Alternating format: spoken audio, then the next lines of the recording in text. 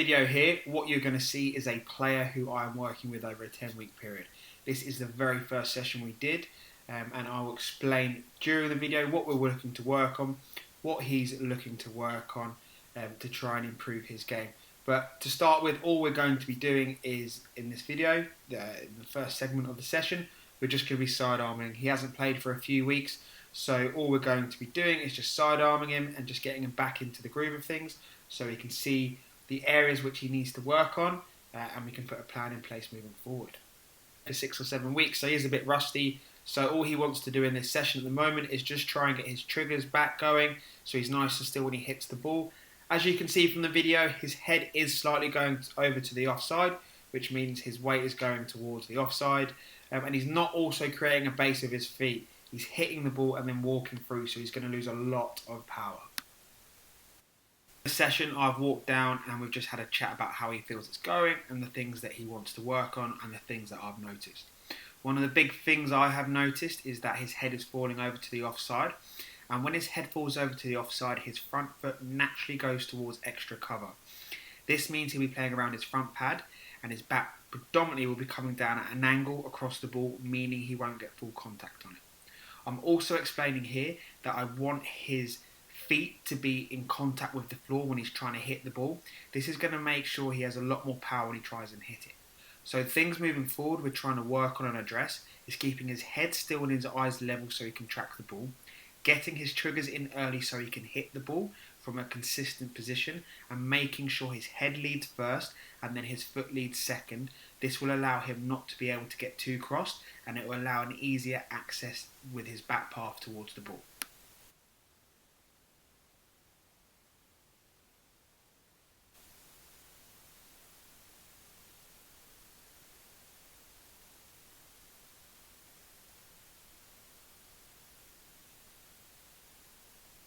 Session 1, that was pretty much it. Sidearm for the whole session, talking about what he wanted to work on, getting rid of that rustiness, which he tended to do quite well. And yeah, the main key points we're trying to work on over the next few weeks is, number 1, getting his trigger as consistent and as repeatable as possible. 2, trying to hit the ball back nice and straight where it's come from, with a full face. 3, being as consistent as possible in his movement, so his head position, his feet position, everything like that, so he's in a nice consistent base to be able to hit the ball as consistently as possible. I've gone away, put a plan in place, and I'm about to show you what we did in session 2 now. Session, we're going to get on the bowling machine. I'm going to pitch the ball up, I think it's around 60 to 63 miles an hour, on the front foot, either a good length or half volley, and all he's got to do is trigger, be nice and still, and try and hit the ball nice and straight.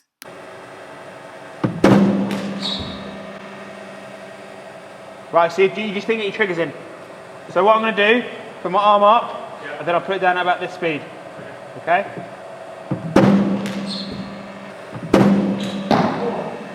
The first few, he is still a bit rusty, but this happens. Sometimes when you play and you haven't used the machine for a while, it is a completely different thing. You know, we don't have bowling machines in games. So yes, it's good for practice, but also it does take a few balls to get used to.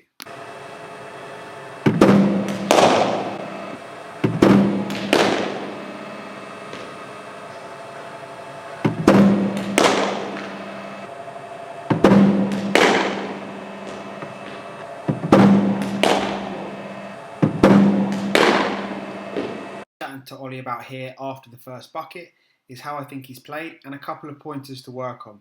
What I want him to concentrate on now is trying to hit the ball between mid-off and mid-on as much as possible with a full back face. So I've just drawn some simple markers on the floor with some chalk, just as a visual gauge when he's batting. He can see sort of where mid-on and mid-off would be in a game, so he can get a gauge subconsciously about where he wants to hit the ball.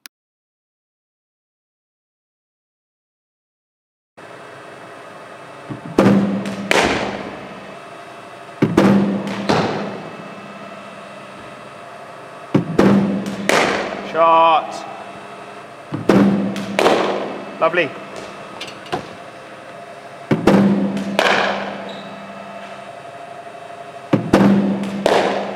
Head. Well played.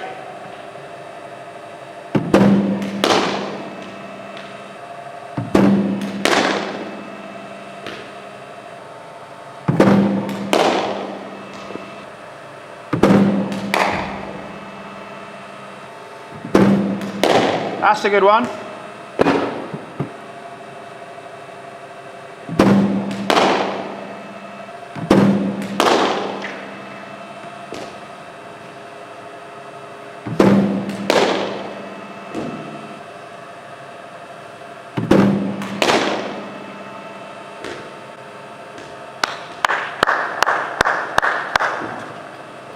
Less is more sometimes. Brilliant shot. The third bucket of the session here, and one of my favourite drills is using the bowling machine, and the batter cannot use his feet. What this enables the batter to do is making sure that their both feet are in contact because they can't move it, and that they're playing the ball right under their eyes. It's amazing how well someone can play with power and how late they can play it if they don't move their feet and let the ball travel to them. Ollie Holden, lovely.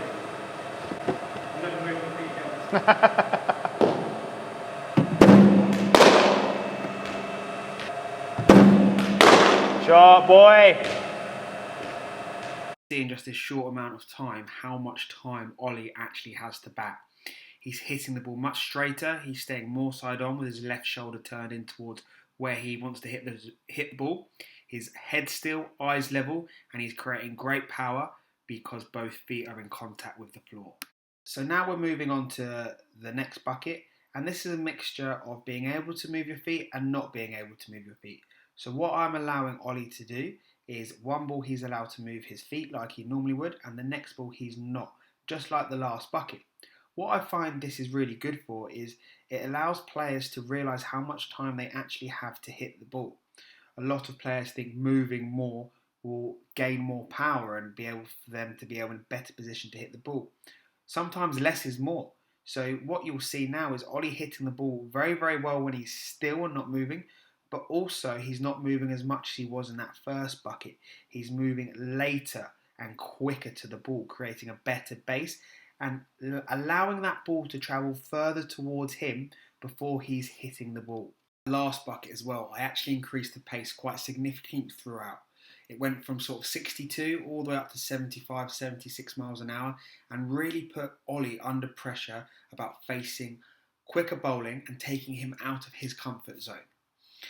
Towards the end of the bucket, it did get quicker and he did struggle slightly when the ball was, when he wasn't allowed to move because it was happening so quickly. Now, this is the last bucket and I've lowered the pace back down to what we started and he's allowed to move every ball. Just look now at the improvement he has made.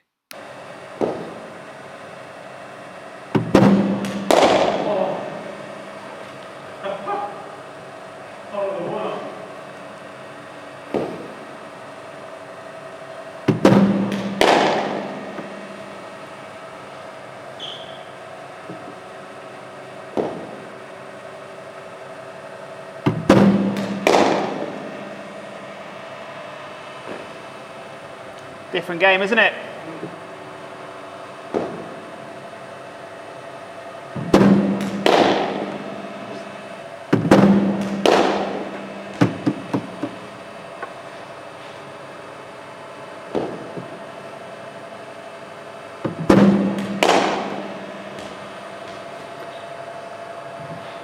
Throughout the first two sessions there has been huge improvement.